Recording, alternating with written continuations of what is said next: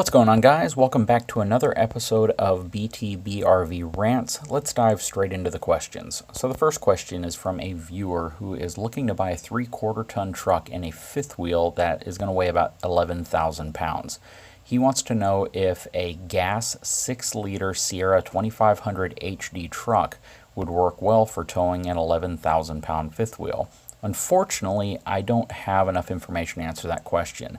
I don't specifically know what year of truck you're looking at. I don't know what gear ratio, and I don't know what condition it's in. Also, I don't know what the weight of your fifth wheel is in terms from a dry weight perspective and a gross vehicle weight rating perspective. So if you're going to ask that question, I really need more information about the overall setup. Sometimes it's best to provide the model of the fifth wheel and the year that you're specifically looking at, but I'm always going to need the make, model, and year of the truck, so I specifically know what configuration you have as well, and I'm also going to need to know what your payload sticker says on the door. So that's just kind of a future note for people who ask questions related to what truck is capable of towing what trailer and what my opinion is on that matter. So I apologize, but I really can't answer that question. The second question comes from a viewer who wants my opinion on the Tesla Cybertruck. Now, I have been asked probably 3 or 4 dozen times in the last couple of days alone on what my feedback is on the Tesla Cybertruck. And I'm going to try to provide as best of an answer as I can for this question because it's a tricky question. First of all, if you are considering the Tesla Cybertruck, and this is a vehicle that you are seriously considering getting, you need to consider it from the perspective of what you're going to use it for, how it's going to work for you, and what configuration you want the truck in that's going to best suit your specific need. In the case of people who watch my channel, it's generally going to be towing an RV. So what we don't know about it is, even though it has a relatively high conventional tow rating, we don't know how that was tested. We don't know how much testing was done, and if that conventional tow rating is going to have any type of a payload restriction, or how it's actually going to tow from a sway perspective, given how wide and how long the wheelbase is of the truck, plus the weight of the truck. So all of that is going to matter when it comes to determining what truck-trailer combination is going to be appropriate for each other. Now, when it comes to the overall look of the truck, I'm not really a big fan of it, and that's mainly because it's such a retro look. In my opinion, I kind of like the traditional truck body style. I think it's more conducive to accessories as well as things you might add to it and things you might put in the bed. When you get to these very particular, specific, kind of architectural, angled, designed vehicles, you run into a scenario where the conventional accessories you might want to put in the truck may not fit unless they're specifically designed for that truck, like a toolbox or things that you might set in the bed. Now, in my opinion, I believe that the Tesla Cybertruck is going to be a great fit for someone who might have normally looked at perhaps like a Honda Ridgeline or perhaps a smaller compact truck in a higher trim package, and they're more concerned about fuel economy, or perhaps just having kind of the newest, latest, and greatest type of vehicle on the market. I think you're going to see a lot of people who order the Cybertruck being people who may not have ever had a truck before, or they felt that they needed a truck that was different than other trucks on the road, and this is a good entryway into that space. Perhaps other Tesla owners or folks who might currently drive a diesel half-ton truck, something basically that's different than what you normally see.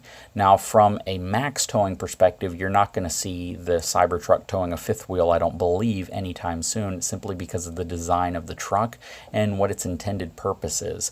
I think you will see a lot of people consider getting it to tow travel trailers, but again, I don't think that's going to be the primary driver of getting this truck. I think most people that get this truck are going to get it as something that's different than what else is out there, that gets great, I guess, fuel economy, which it's not fuel economy, of course, it's battery power.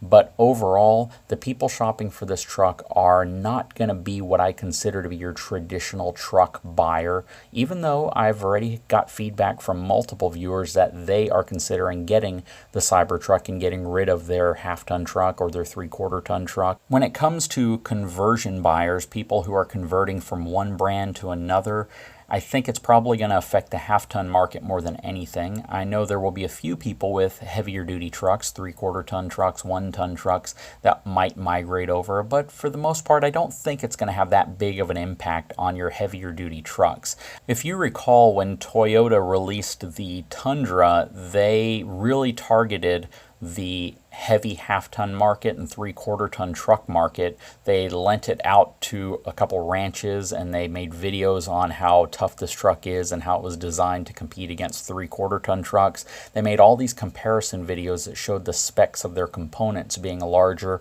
or heavier duty than any of the half-ton trucks.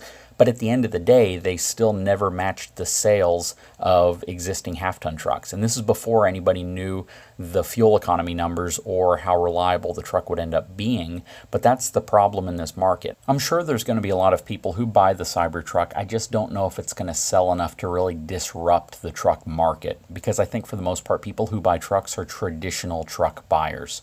So I hope that answers the question. And the reason why I'm making this answer kind of long-winded is because a lot of people have been asking what my opinion is on the Tesla Cybertruck. So the next question is actually a pretty common question that I get, even though I've made multiple videos on this specific topic. So the viewer is saying that they are interested in purchasing either a 2020 F350 Crew Cab 4-wheel drive dually in either the XL or the XLT package, or a 2020 F450 same configuration.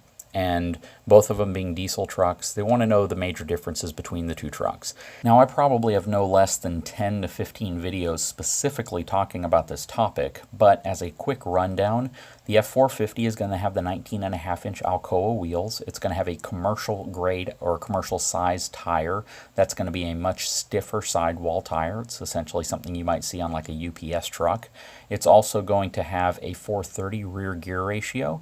It's going to have the same rear suspension, even though the front suspension is going to be slightly modified. It will have a wide track front axle on it.